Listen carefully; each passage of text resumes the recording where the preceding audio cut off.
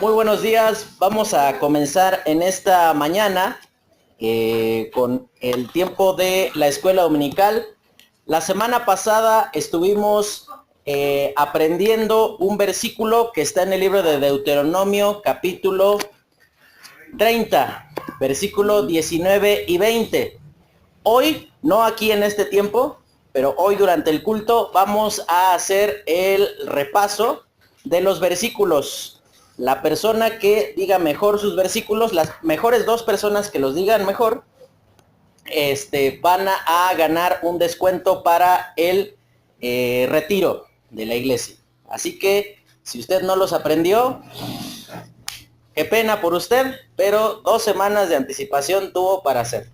Comenzamos con el estudio de esta mañana y en la semana pasada estábamos hablando con respecto al pacto de Dios con Moisés y también el pacto palestino. Y decíamos en primer lugar que por medio del pacto con Moisés es dada la ley, y lo que Dios buscaba por medio de la ley no era proporcionarles un medio de salvación por obras al hombre, sino un medio por medio del cual el hombre, entendiendo su necesidad de Dios, pasara de ese estado de religiosidad a un estado de santidad, al colocar su fe en ese método que Dios había establecido, reconociendo que Dios deseaba un corazón transformado y no nada más una conducta acorde a lo establecido, como lo habían hecho los fariseos. Después estuvimos hablando con respecto a el pacto palestino, y ahí hablábamos con respecto a que se llama de esa forma por el lugar donde es otorgado, que es del otro lado del río Jordán, antes de entrar a la tierra prometida, días antes de que Moisés muera, y ahí propiamente Dios le hace, sí, por decirlo de esta manera, una invitación, pero también le da una orden al pueblo. Le dice, escoge entre la bendición y la maldición. No hay más, tienes que escoger, tienes que deliberadamente tomar ya una intención de hacer algo distinto con tu vida, más que sencillamente estar ahí pensando que la vida consiste sencillamente en que el universo gira alrededor tuyo y yo estoy solamente para satisfacer tus necesidades.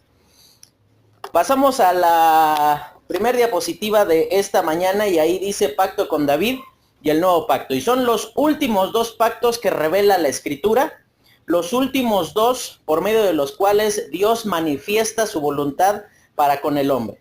Pactos por medio de los cuales vamos a notar cómo Dios permanentemente manifiesta su intención de relacionarse con el hombre y que el hombre entienda su profunda necesidad de Dios, su profundo estado depravado, que sin la intervención de Dios en gracia, en misericordia, por medio de los principios de su palabra, le es imposible agradarle.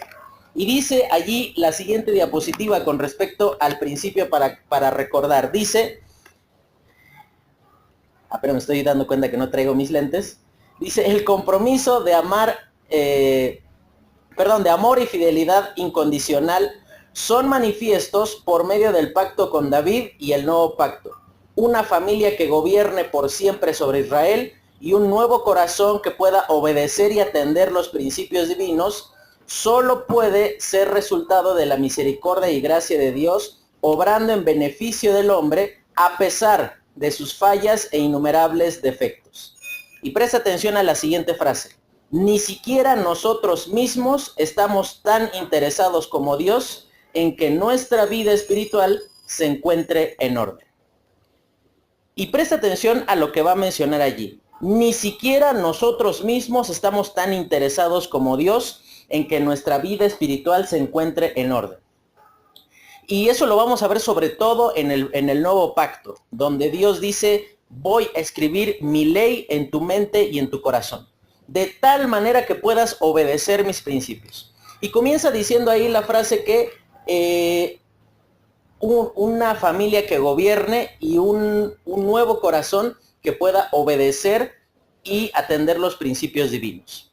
En cada uno de los pactos hemos visto vez tras vez tras vez cómo el fracaso del hombre es manifiesto por una sencilla razón, porque él considera que los principios de Dios son negociables, que su pecaminosidad deberá de ser admisible por Dios y sobre todo que la pecaminosidad, erróneamente por cierto, el hombre considera que será sin consecuencias, que Dios tendrá que tolerar mi pecado y que tendrá que aceptarme como soy. Y hay una corriente muy popular, y evidentemente es popular porque es antibíblica, que actualmente dice que Dios te recibe tal como eres. Él no quiere cambiar nada de ti y te acepta tal como tú estás. Podríamos decir ante lo anterior sí y no. Sí, porque pues Dios me acepta como soy a pesar de mi pecado, pero no en el sentido de que Dios no desea verme como soy en este momento. Dios no desea verme con mis hábitos pecaminosos que tengo tan arraigados hasta este momento. Dios no desea que yo persista en ese estado de desobediencia a sus principios. Por esa razón dice que Dios va a proporcionar un nuevo corazón que obedezca y atienda los principios divinos. Y pasamos a la siguiente diapositiva y vamos a comenzar con el pacto de Dios con David. Y vamos a ver en primer lugar el contexto de ese pacto. Y en primer lugar dice la conquista de la tierra prometida y el periodo de los jueces. Nos quedamos en el último pacto, todavía sin entrar a la tierra prometida. Llegamos hasta el último capítulo de Deuteronomio y ahí se narra la muerte de Moisés. Y vemos que Moisés fracasó por deshonrar la autoridad de Dios en su vida, a pesar de que en el Pentateuco se hace mención que no había hombre más manso sobre la tierra que Moisés. A pesar del nivel de santidad y de perfección espiritual a la cual había llegado Moisés, él también tiene que morir y es disciplinado por Dios, impidiéndole entrar a la tierra prometida. Y dice ahí que entran, que conquistan la tierra, y eso lo podemos ver en el libro de Josué y de Jueces, los primeros capítulos, pero comenzando el libro de Jueces, se comienza a repetir una frase cotidiana, y dice, pero no los destruyeron, sino sencillamente los hicieron tributarios. Y sí, los israelitas vencían a sus enemigos, pero no los vencían por completo. Sencillamente les mantenían el pie sobre el cuello y decían, te tengo dominado y mejor págame impuestos en lugar de destruirte. Y esos mismos enemigos que ellos no destruyeron a tiempo, fueron los mismos que años después los tuvieron oprimidos y ellos sí se encargaron de hacer su vida infeliz. Esto nos enseña, el primer punto, que todas aquellas cosas incumplidas de nuestra parte, responsabilidades que tenemos de parte de Dios que no asumamos y sobre todo con el pecado, a la larga van a terminar apoderándose de nosotros, van a terminar venciéndonos y van a terminar llevándonos a un estado de humillación al cual nunca hubiésemos querido llegar. En segundo lugar dice el abandono de la teocracia y adopción de gobiernos humanos. En el libro de Primera de Samuel vemos cómo el pueblo, a razón del mal testimonio de los hijos de Samuel, el pueblo viene y le dice a Samuel, danos un rey que nos gobierne como todas las naciones que tenemos alrededor. Y ahí evidentemente Samuel tenía toda la razón, porque ellos decían, ustedes están rechazando a Dios, no al hombre. Pero tenemos que considerar y vea cuán triste, cuán impactante es el mal testimonio familiar que puede levantar aquellas personas que sirven al Señor. Ninguno de nosotros podía decir algo de Samuel, ninguno, pero de sus hijos sí.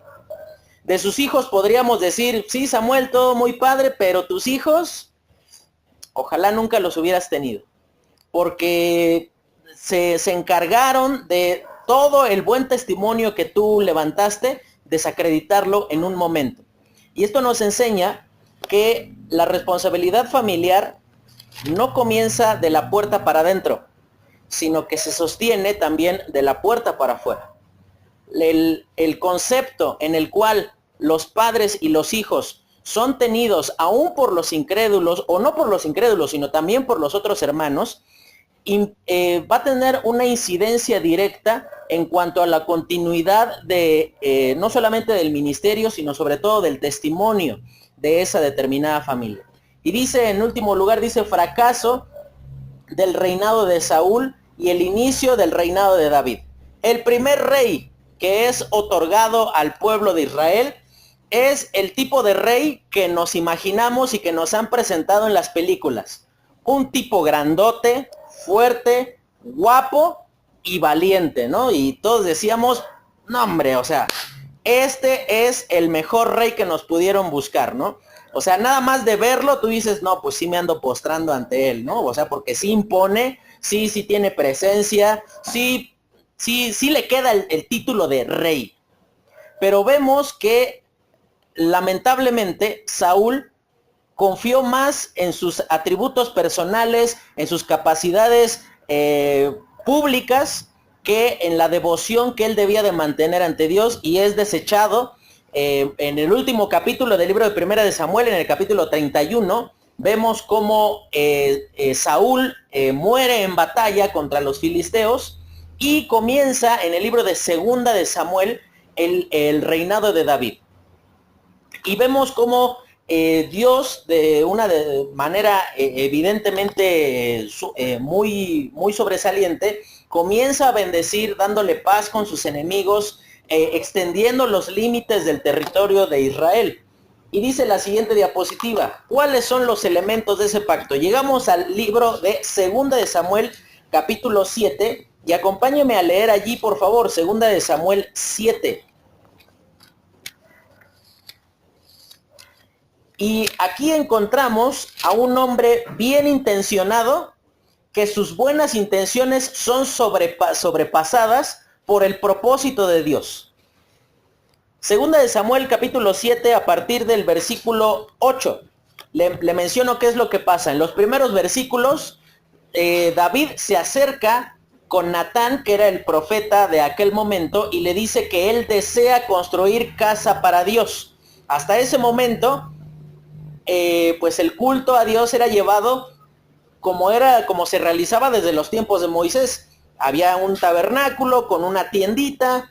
Digamos que la casa de Dios era, por decirlo en un comparativo en construcción, era como esto, unos polincitos con unas láminas, y el palacio de David era, no sé, una casa impresionante como las de acá de Zona Esmeralda, ¿no? Casas grandotas, pilares inmensos, y uno podría decir, pues no coincide, ¿no? Y ahí Dios le responde a David y le dice, ¿tú me vas a edificar casa? Dice, yo cuando les dije a ustedes que me edifiquen casa de cedro.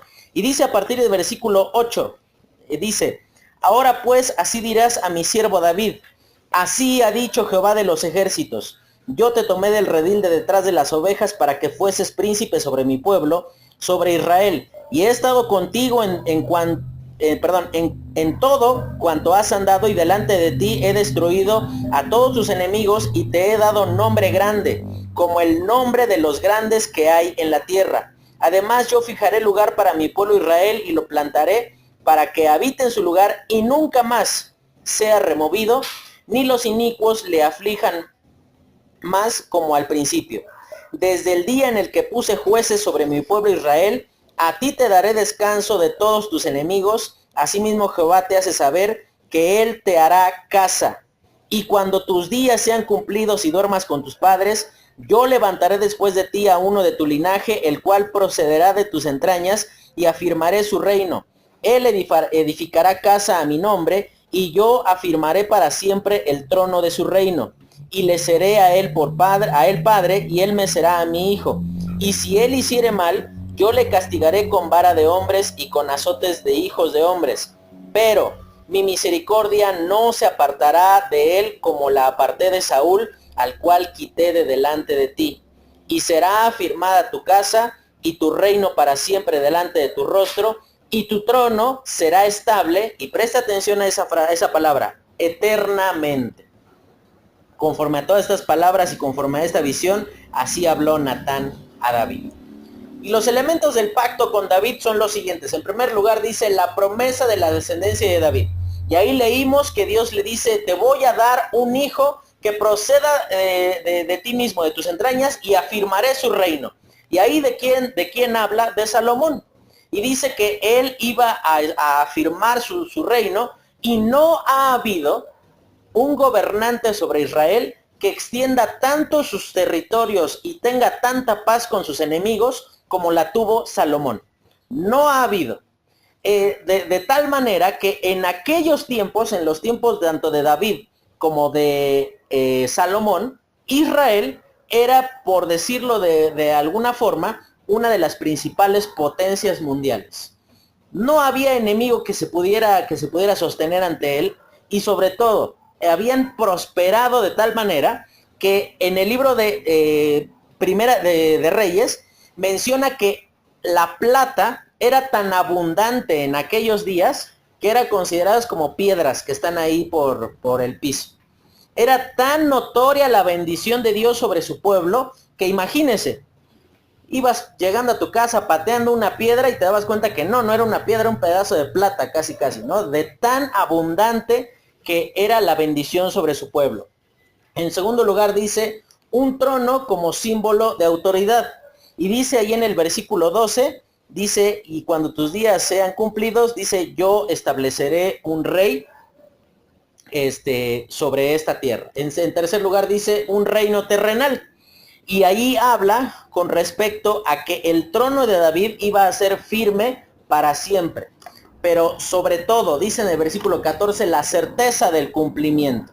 Y ahí hace referencia a cómo Dios, como decíamos ahí en el versículo 16, hace un pacto incondicional. Como si usted se da cuenta, aquí no menciona, si tú haces determinada cosa, yo te voy a levantar una casa, te voy a dar un trono y voy a darte un rey eternamente. Tres cosas que usted tiene que considerar o que tiene que recordar del pacto con David. Dios le promete a David, en primer lugar, una casa. Le promete un trono y le promete un rey. Y le va a decir, siempre un descendiente tuyo se va a sentar sobre el trono de Israel. Y eso lo vamos ahorita a comprobar. Pasamos a la siguiente diapositiva. Y pasamos desde segunda de Samuel capítulo 7 hasta el libro de Mateo capítulo 1. Y allí vemos cómo Dios cumplió la promesa dada a David diciéndole que siempre sobre el trono de Israel se habría de sentar un descendiente suyo. Y está dividido en tres grupos principalmente. No vamos a leer todo el capítulo 1 porque ocuparíamos una cantidad de tiempo pues un tanto considerable, pero podremos, como le decía, dividirlo en tres principales grupos, ¿no? Comienza el primero hablando acerca de los patriarcas. Y si bien todos los que se mencionan allí no son patriarcas, pero es como la primer perspectiva que hace mención allí, diciendo que Abraham engendró a Isaac, Isaac engendró a Jacob, Jacob engendró a Judá, y después de Judá dice que este engendró a este, y a este, y a este, y a este, hasta que llegan hasta David. El segundo grupo hace referencia a los reyes. Y dice que, y David engendró a Salomón, y Salomón engendró a Roboam, y Roboam engendró a tal, y a tal, y a tal, y a tal, y a tal, de tal manera que se va viendo como la línea, que de acuerdo a la promesa que Dios había establecido, es guardada. Y en último lugar, hace referencia a personas que sí eran de una clase real, pero que habían sido deportados a causa de su pecado, que habían sido disciplinados por causa de lo que menciona ahí en el libro de Jeremías, que vamos a ver más adelante, que Dios les insistió vez tras vez y le mandó profetas, y él trató de enseñarles y de corregirlos. Y dice ahí en los últimos versículos de Segunda de Crónicas capítulo 36, y dice una frase muy triste, hasta que no hubo más remedio. Y dice, y entonces Dios envió a Nabucodonosor y destruyó Jerusalén y los llevó cautivos. Pero aún estando en esa situación de aflicción, donde uno podría decir, no, aquí se cortó la línea de David, aquí se perdió la descendencia real, aquí pues a ver quién sabe quién nos va a gobernar, como muchas dinastías a nivel mundial tuvieron un gran inicio, pero tuvieron un final trágico. La línea del Señor Jesucristo no sufrió lo mismo. Y dice la siguiente diapositiva: el derecho al trono comprobado en la genealogía de Jesucristo. Y dice en primer lugar, el linaje de David persiste hasta el nacimiento de Jesucristo. Y hace mención de que a pesar de que estuvieron en periodos de apostasía como con los reyes, donde parecía que cada uno de los reyes se esmeraba en ser peor que el anterior, a pesar de que estaban pasando por tiempos sumamente complejos, en esas circunstancias Dios preserva su promesa. En segundo lugar dice, los reyes que pecaron fueron disciplinados, pero el pacto se mantuvo firme. A pesar de la maldad, a pesar de su necedad, a pesar de todo eso, Dios mantuvo su palabra, porque preste atención a lo que dijo en su pacto.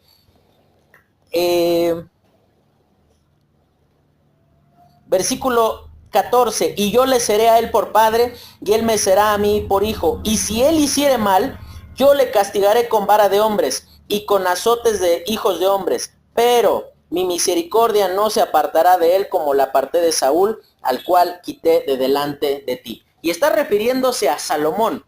Y si vemos el triste final de Salomón, es que pues él terminó lejos del Señor sus días, o probablemente no. Pero el último dato que la Biblia nos presenta con respecto a él es que él terminó arrodillado ante ídolos. Y podría cualquiera de nosotros decir, listo, destrúyanlo, elimínenlo, y se revoca el pacto. Sin embargo, a pesar de todo eso, Dios mantiene su palabra, mantiene su propósito, y vemos el cumplimiento permanente ahí en el libro de Mateo capítulo 1. Y dice al final, solo David y Jesucristo, y este es un dato muy, muy sobresaliente, solo David y Jesucristo fueron coronados en Jerusalén. Solamente ellos. Todos los otros reyes estaban en alguna otra ciudad en el momento en el cual fueron nombrados como reyes. Y usted me podrá decir, oye, pero Jesucristo no fue rey todavía. No, terrenalmente no ha sido rey. Pero solamente David y Jesucristo fueron recibidos como reyes estando en Jerusalén. ¿Qué era lo que le gritaban ahí a Jesucristo cuando estaba entrando sobre un pollino? Hosana. ¿Y qué más? Bendito el que viene en el nombre del Hijo de Dios. Pero también mencionaba que decían que ellos reconocían que era el rey de los judíos. Salve el rey de los judíos. Solo David y solo Jesucristo. Y vemos el pacto cumplido a cabalidad parcialmente, porque este pacto, como decíamos, se habrá de cumplir en totalidad cuando el Señor Jesucristo esté gobernando física y terrenalmente sobre la tierra. Cuando Él en el tiempo del milenio esté ahí dirigiendo toda la actividad mundial. Y pasamos a la siguiente diapositiva y dice, ¿qué nos enseña este pacto? En primer lugar decimos, el propósito divino trasciende por encima de nuestra propia pecaminosidad. Nadie arruina el plan de Dios. Y esto tiene que llenarnos de esperanza, hermano. Esperanza, no de confianza diciendo, pues si mis pecados no van a arruinar el plan de Dios, pues entonces le doy vuelo a la hilacha, a fin de cuentas su plan va a persistir. Sino que a lo que nos referimos aquí es que a pesar de los múltiples fracasos de los reyes que que sucedieron a David, podemos ver constante el propósito de Dios para preservar a su pueblo. Para que a pesar de que ellos habían fracasado, que se habían opuesto hacia la persona de Dios, los reyes que se arrepintieron a pesar de su gran pecaminosidad, siempre fueron restaurados. Y usted puede ver un ejemplo sobresaliente de esto. El rey, que es el campeón de los pecadores, conocido como Manasés, que reinó sobre esta tierra de Judá, Fue disciplinado por Dios, pero dice que en medio de su disciplina Dios lo perdonó. Y vemos entonces que el plan de Dios trasciende por encima de nuestra propia pecaminosidad.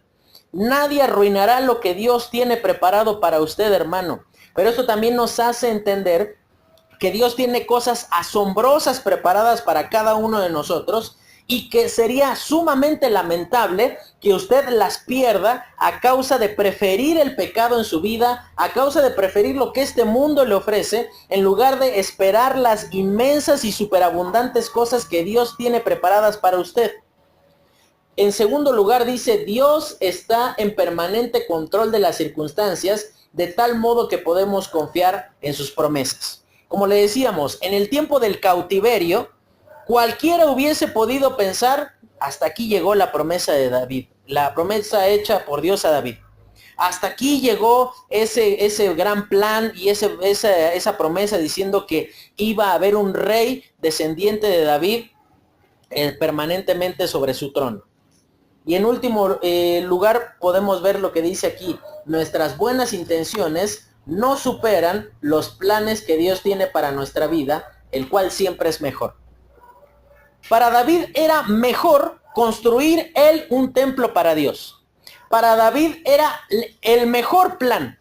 Él podría decir, esto es lo mejor que puedo hacer con mi vida. Sin embargo, podemos ver un cambio y una transformación trascendental cuando Dios le dice, tú me vas a construir casa a mí. Y le dice, tú tienes la intención de hacer algo por mí, de disfrutar de mi bendición, de ser parte de aquello con lo cual Dios te está dando la oportunidad de que me conozcas, de que tengas allí bendición sobre tu vida. Y él es como si Dios le dijera, tú quieres hacer notorio mi nombre, yo voy a hacer notorio el tuyo. Yo voy a levantarte un reino, una casa, y voy a darte a conocer por encima de lo que tus sueños más locos hubiesen podido, o hubieses podido decir, o hubieras podido experimentar. Y es hermoso poder considerar, hermanos, que siempre el plan de Dios trasciende o es mucho más abundante de lo que nuestras buenas intenciones hubiesen podido representar dentro de nuestra vida. Siempre el plan y el propósito de Dios será superior. Y pasamos a la siguiente diapositiva. Y estamos hablando ahí con respecto a el nuevo pacto. El último de los pactos que es presentado en la Escritura. Y ahí vamos a ver en primer lugar los antecedentes del pacto. Nos quedamos hasta 2 de Samuel, capítulo 7. Donde Dios le promete a David, a ver, recuerda conmigo, yo le dije 3 cosas que Dios le prometía a David. Dígame usted, una casa, ¿qué otra cosa? Un trono y un rey que se siente sobre ese trono. Una casa, un rey y un trono. Seguí ese pacto, esa promesa sigue vigente. Pero llegamos al punto donde dice ahí en primer lugar la división del reino en 2 partes. Llegan los días en los que Salomón tiene que morir, Salomón hijo de David, y nombra como rey a su hijo, llamado Roboam. Y Roboam, en lugar de atender el consejo que las personas ancianas le dieron, él dijo, el dedo más pequeño de mi padre, dice que sus lomos iban a ser más anchos que el dedo más pequeño de su padre. Es como decir, ustedes no saben en lo que se metieron. Si ustedes están pidiendo que sea menos exigente, voy a ser mucho más severo con ustedes. Voy a ser mucho más estricto, mucho más duro en mi forma de gobernar. Y ahí entonces lo que produce es que se hace una rebelión contra el mismo Roboam y 10 tribus se separan del reino y establecen el reino del norte y solo 2 tribus se quedan con el rey Roboam. Y a partir de ese momento, en todo el Antiguo Testamento, usted va a poder entender siempre que usted vea cuando se hace referencia a Israel, hace referencia al reino del norte. Cuando diga Judá, va a hacer referencia al reino del sur. Norte y sur. Eso es el antecedente de ese nuevo pacto. Se divide el reino y por esa razón esto puede ser aún un tanto medio complejo. Porque usted puede ver que hay, usted está leyendo Primera de Reyes y usted ve que hay un rey acá y al mismo tiempo hay otro cuate que esté reinando en el norte. Eso es a causa de que el reino ya estaba dividido y cada uno de ellos tenía un rey. Y hubo guerra permanente entre estos dos reinos. En segundo lugar dice el fracaso del sistema de gobierno bajo los reyes. Y ahí podemos ver que la constante, lamentablemente, tanto en Primera y Segunda de Reyes, es la siguiente. Dice que llega un determinado rey al poder, ya sea de Judá o sea de Israel, y la constante que se repite sobre ellos es la siguiente. E hizo lo malo ante los ojos de Jehová. Y pareciera que era una competencia, ¿no? Porque dice que, se menciona también otra frase, dice, y le fue poca cosa andar en los pecados de su padre. Es como si dijera, no, mi padre estaba bien chavo.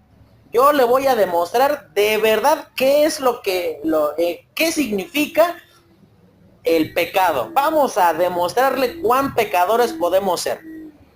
Y esa es la razón por la cual ambos reinos son destruidos. Y es la tercera razón, dice, la disciplina sobre Israel y Judá, entregándolos Dios a cautiverio por su constante desobediencia. El primer reino que es llevado cautivo es el del norte. Asiria es quienes lo llevan cautivo, y aproximadamente 150 años después, el reino del sur también es llevado cautivo por Babilonia. Y esto nos enseña que el hombre, a pesar de que se ha colocado bajo las mejores condiciones, con las promesas más asombrosas y con la abundante gracia de Dios, siempre preferirá el pecado. Siempre. Porque la piedad no se hereda, hermano. Porque la devoción al Señor no es heredable. Usted puede ser muy fiel al Señor, pero eso no garantiza que sus hijos lo sean. Pero para tranquilidad suya, hermano, también usted puede descansar en el hecho de que si llega el punto en el cual sus hijos no llegan a ser fieles al Señor, no será su culpa. Va a ser elección de cada uno de ellos. Usted es responsable de formarles, de enseñarlos, de guiarlos, pero usted, a final de cuentas, no puede torcer la mano de Dios. Y qué triste que haya hijos apartados del Señor teniendo padres piadosos, teniendo padres que desean amar y honrar a la persona de Dios, como usted lo puede ver en la historia de Primera y Segunda de Reyes, como vamos a ver ya en su determinado momento. Pasamos a la siguiente diapositiva, y allí hace referencia a los elementos de ese pacto. Y damos un brinco importante hasta Jeremías capítulo 31, donde allí va a hacer referencia a los elementos bajo los cuales este pacto es presentado. Jeremías 31. Le cuento qué es lo que pasa ya en el libro de Jeremías. Jeremías es el último de los profetas que escribe en tierra de Israel. A partir de Ezequiel y todos los demás, aunque si le hago de su conocimiento que muchos de los profetas menores que aparecen después en su Biblia de Jeremías, escribieron antes de Jeremías. Jeremías es el último profeta en tierra de Israel que profetiza al pueblo. Ahí ya tenían el asedio de Babilonia, estaban allí sitiándolos, y la situación social, económica, política del pueblo de Israel en ese momento era sumamente difícil. Estaban pasando por un hambre impresionante. Y de tal modo que allí en el libro de Jeremías menciona que el hambre era tan abundante que aún los israelitas vendían estiércol para de alguna manera medio alimentarse, y con eso pues calmar el hambre en la cual ellos se encontraban. Todo esto era resultado de su desobediencia y el rechazo que ellos habían tenido hacia el plan de Dios. Y dice en primer lugar, el tiempo del pacto. Y dice ahí en el versículo 31 del capítulo 31. Dice de la siguiente manera, he aquí vienen días, dice Jehová, en los cuales haré nuevo pacto con la casa de Israel y con la casa de Judá. Si se da cuenta, allí ya no hace una diferencia. Ya no dice, voy a hacer un pacto solo con Judá, sino dice con todo Israel, con la casa de Israel y con la casa de Judá. Y dice cuál es el tiempo del pacto. Dice, vienen días. Es decir, es algo que se presentará a futuro. En segundo lugar, dice, las partes del pacto, es decir, ¿quiénes intervienen? Dice, no como el pacto que hice con sus padres. Es decir, no es un pacto que dependía de que si tú cumples con determinada cosa, te voy a bendecir, pero si desobedeces, te voy a destruir. Sino que la parte que interviene en este pacto es Dios comprometiéndose unilateralmente, es decir, el único comprometido aquí es Dios. Y él le dice al pueblo, te voy a bendecir y me voy a esmerar en hacerte bien. En tercer lugar dice las partes del pacto. Y dice allí, dice la razón para presentar un nuevo pacto. Y dice en el versículo 32, dice, no como el pacto que hice con sus padres el día que los tomé de su mano para sacarlos de la tierra de Egipto, porque ellos invalidaron mi pacto, aunque fui yo un marido para ellos, dice Jehová. Y ahí le dice la razón por la cual se tiene que presentar un nuevo pacto es, dice allí, ellos invalidaron mi pacto. Ellos fueron en contra de los principios que yo establecí para de tal manera que me pudiesen conocer y que me pudiesen obedecer. La razón de presentar un último pacto, un nuevo pacto, era a causa es como si Dios le estuviera diciendo, ya han fracasado bastante, y si no me crees, asómate del otro lado de la muralla, y ahí vas a ver tu fracaso, vas a ver mi profecía cumplida, que van a venir personas y te van a llevar lejos de tu tierra por causa de haberme desobedecido. La siguiente dice las condiciones del pacto, y dice en el versículo 33, y este es el versículo que vamos a memorizar esta semana. Dice, pero este es el pacto que haré con la casa de Israel después de aquellos días, dice Jehová. Daré mi ley en su mente y la escribiré en su corazón, y yo seré a ellos por Dios, y ellos me serán por pueblo. Esas serán las condiciones. Pero si usted se da cuenta, no hay una condición dada como tal para el pueblo de Israel. La condición es Dios mismo colocándosela a sí mismo. Y Él está diciendo, yo te voy a dar mi ley. La voy a escribir en tu mente y la voy a colocar en tu corazón. ¿Qué significa esto? Significa que debido a que el hombre había fracasado vez tras vez, tras vez, tras vez bajo la ley, Dios dice, voy a presentarte un pacto de tal manera que la ley ya va a estar dentro tuyo. Voy a colocar dentro de ti mis mandamientos.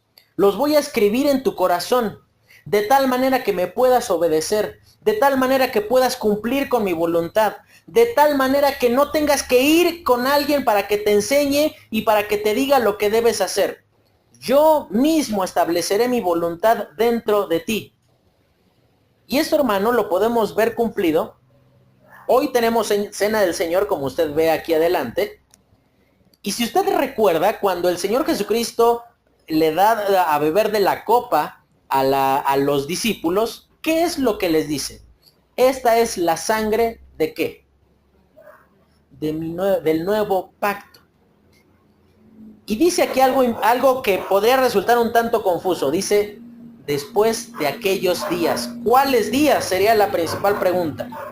El día en el cual Dios establezca un medio interno para que nosotros podamos conocer su voluntad. ¿Y ese medio cuál es? La presencia permanente e irrevocable del Espíritu Santo en cada uno de nosotros, escribiendo su ley en nuestros pensamientos, en nuestro corazón, de tal manera que estamos sin excusa. De tal manera que si usted en este momento decide ir en contra de los principios de Dios, nunca podrá alegar ignorancia.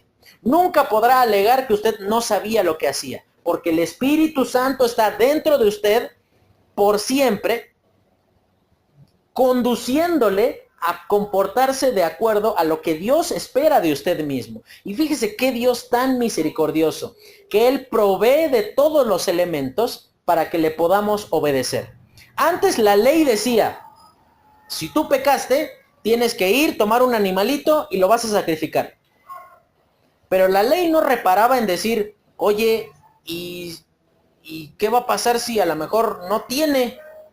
Y si bien había otro tipo de ofrendas para gente un poco más pobre, pero siempre había que ir y hacer algo. Aquí lo que usted y yo podemos ver es que Dios es el que lo está haciendo en nosotros. No nosotros hacemos algo para Dios. La siguiente diapositiva dice, más elementos del pacto. Dice la comprensibilidad del pacto. Y dice ahí en el versículo 34. Y no enseñará más ninguno a su prójimo. ¿Qué pasaba bajo la ley? Tú tenías que ir con el sacerdote o con alguno de los levitas para que te instruyera en lo que la ley decía con respecto a determinada situación. ¿Qué es lo que dice? Dice, ahora ya nadie te va a enseñar. Esto no significa que usted no tiene necesidad de acudir a la iglesia para que sea enseñado. No quiere decir que usted puede vivir sin instrucción bíblica. Hace referencia a que el Espíritu Santo ya morando en cada uno de los creyentes, en cada persona, va a tener la capacidad de comprender la instrucción de la palabra de Dios. Y no va a tener que ir con alguien para que le diga qué significa eso. Y esto entonces nos llena de tranquilidad, hermano, en que usted no depende, como la iglesia tradicional nos enseñó, que decía que no, es que no puedes leer la Biblia porque esto no es para cualquiera. Tiene que haber alguien que te diga qué significa, porque si no, pues no te vas a ir por otro camino. Hermano, fíjese cuán clara, cuán profunda, cuán penetrante es la palabra de Dios. Y lo pudieron ver las hermanas ahí en la escuela bíblica de vacaciones. Desde un chiquitito de 4 o 5 años, hasta un abuelito de 95 puede comprender la palabra de Dios. Porque es Dios dentro de él, instruyéndole y conduciéndole a la verdad. Dice la siguiente, los fundamentos del pacto. Iban a ocurrir dos cosas. En primer lugar, iba a haber el conocimiento de Dios y el perdón de pecados. Y eso lo dice en el versículo 34. Dice, y ninguno enseñará más a su prójimo, ni ninguno a su hermano, diciendo, conoce a Jehová. Y preste atención, porque todos me conocerán, desde el más pequeño de ellos hasta el más grande, dice Jehová, porque perdonaré la maldad de ellos y no me acordaré más de su pecado. ¿Cuán alentadoras podrían ser estas palabras para el pueblo de Israel, estando ya viendo cómo sus enemigos estaban próximos a destruirles? Y es como si Dios les dijera, va a venir un día donde te voy a perdonar. Y no me voy a acordar de cuánto me has ofendido, de cómo me menospreciaste. Viene el tiempo en el cual voy a hacerte bien de tal manera que nadie recordará tu pecaminosidad. Y pasamos a la siguiente diapositiva. Y son los últimos dos elementos del pacto. Dice, la continuidad y firmeza del pacto. Y ahí hace mención a cosas que son habituales para nosotros, pero que si esas cosas no estuviesen, nuestra existencia sería imposible. Dice en el versículo 35, así ha dicho Jehová que te da el sol para la luz del día, las leyes de la luna y las estrellas para la luz de la noche, que parte el mar y braman sus ondas, Jehová de los ejércitos es su nombre. Si faltaren estas leyes delante de mí, dice Jehová, también la descendencia de Israel faltará para no ser nación de mí eternamente. Así ha dicho Jehová, si los cielos arriba se pueden medir y explorarse abajo los fundamentos de la tierra, también yo desecharé toda la descendencia de Israel por todo lo que hicieron, dice Jehová. La continuidad y firmeza del pacto, ahí es como si le está diciendo, el día que deje de estar el sol, allí comienza a temer. El día que deje yo de tener control sobre las leyes de la naturaleza, allí entonces puedes comenzar a decir, Dios abandonó su pacto. Cuán fuerte, cuán firme es ese propósito de Dios, que a pesar de la pecaminosidad, fíjese lo que dice de ahí. Si eso llega a pasar, recién allí entonces puedes temer por no haber sido perdonado. Si esas cosas llegan a faltar, ahí entonces preocúpate. Y a pesar de que está nublado, a pesar de que hay días que amanece lloviendo, a pesar de que hay días que uno dice, ¡ay, qué difícil día! Cada que, hermano, usted vea el sol ahí en el cielo, recuerde lo siguiente: Dios mantiene su promesa. Dios sigue conservando su pacto. Y en último lugar dice la garantía del pacto. Y dice que la ciudad de Jerusalén iba a ser reconstruida. Versículo 38. Dice, aquí vienen días, dice Jehová, en el que la ciudad será edificada a Jehová. Y menciona ahí unas dimensiones. Versículo 39. Y saldrá más allá el cordel de la medida delante de él sobre el collado de Gareb y rodeará a Goa. A lo que hace referencia. Él está diciendo, esta ciudad de la cual tú estás temiendo ahorita que sea destruida y que será destruida, un día va a ser reconstruida. Y va a ser tan abundante, tan sobresaliente sus dimensiones, tan perfecta, que nadie creerá que por aquí hubo una destrucción como la que tus ojos van a ver. Y qué abundancia de parte de Dios, que a pesar de la pecaminosidad de su pueblo, Él le promete, le dice, el sufrimiento por el cual ustedes van a pasar es momentáneo, porque mi misericordia es permanente. La siguiente diapositiva, y hace referencia a un comparativo. ¿Por qué es un mejor pacto? Porque usted lo puede encontrar en el libro de Hebreos 8 y 9. Hace referencia a que este pacto, Cristo vino a perfeccionar o a cumplir este nuevo pacto. Y dice allí, es mejor que el pacto de Moisés. Dice, no moralmente, sino sí en la eficacia. Y esto se lo menciono a causa de que allí en el libro de Hebreos hace referencia a lo siguiente con respecto a la eficacia del pacto con Moisés. Dice 9:19, porque habiendo anunciado a Moisés todos los mandamientos de la ley a todo el pueblo, tomó sangre de los becerros, machos cabríos, con agua, lana y sopo, y roció del mismo libro y también a todo el pueblo. Y hace referencia a que el pacto era bueno, pero no tenía la misma eficacia. En segundo lugar, dice, el nuevo pacto se establece bajo mejores promesas.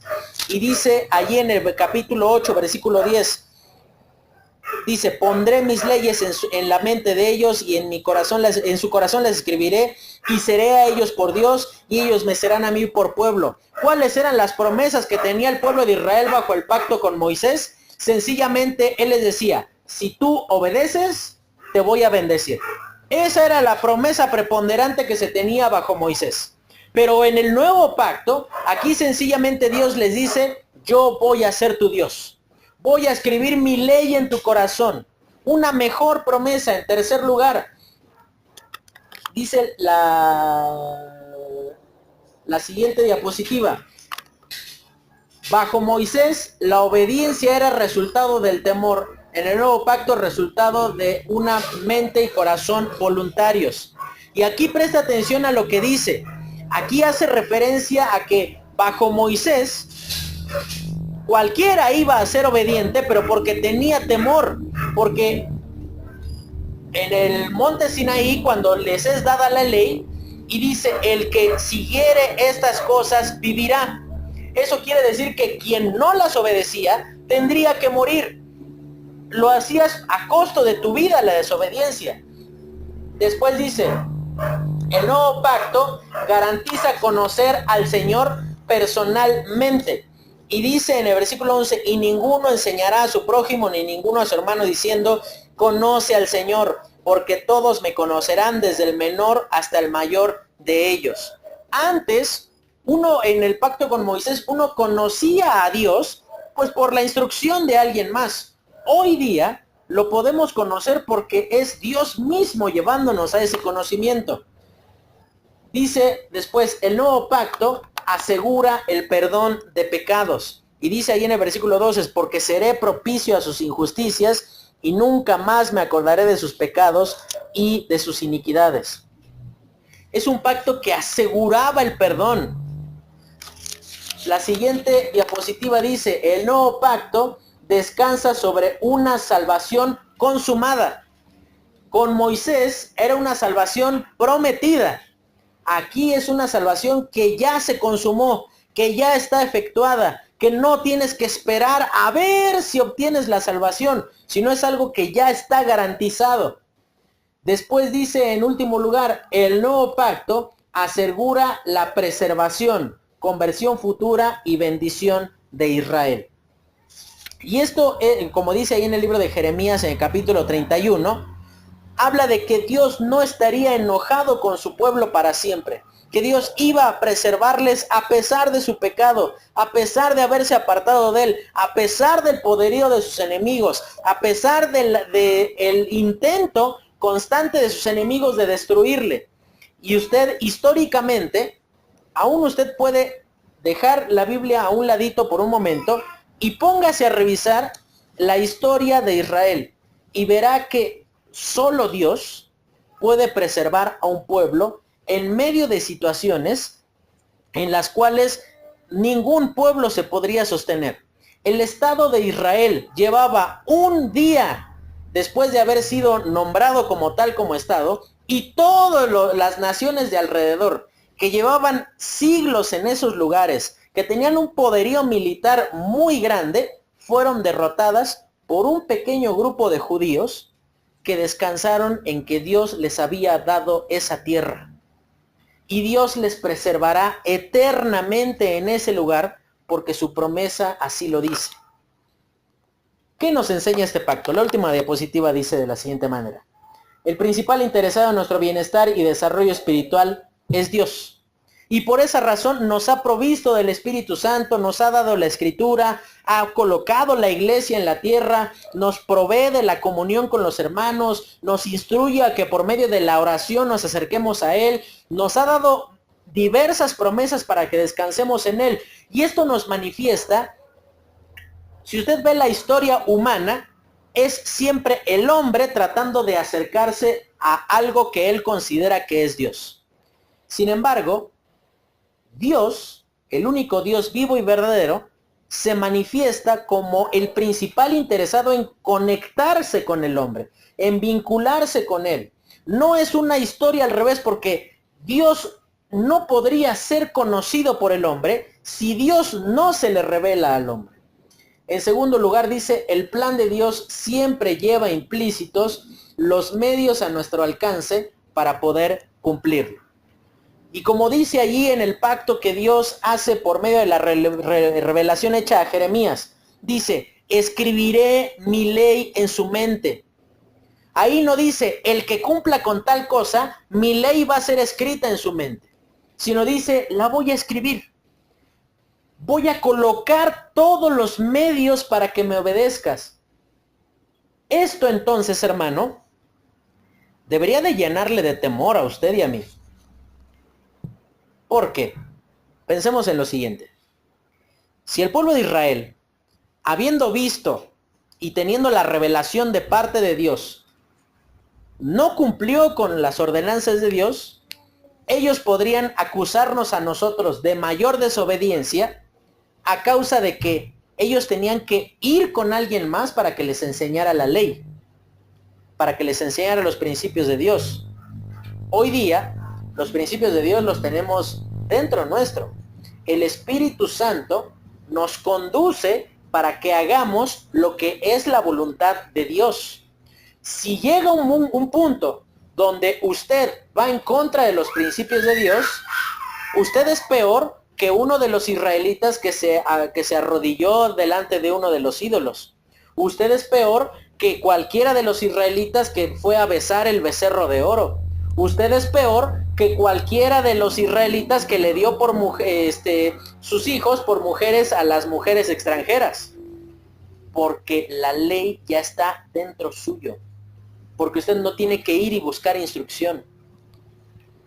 Dios ha colocado todos los medios para que le obedezcamos. Y si usted y yo, a pesar de eso, terminamos siendo desobedientes, tenemos una multitud de israelitas acusándonos en este momento diciendo, ya hubiésemos querido nosotros tener la mente, en nuestra mente, la ley de Dios y en nuestro corazón.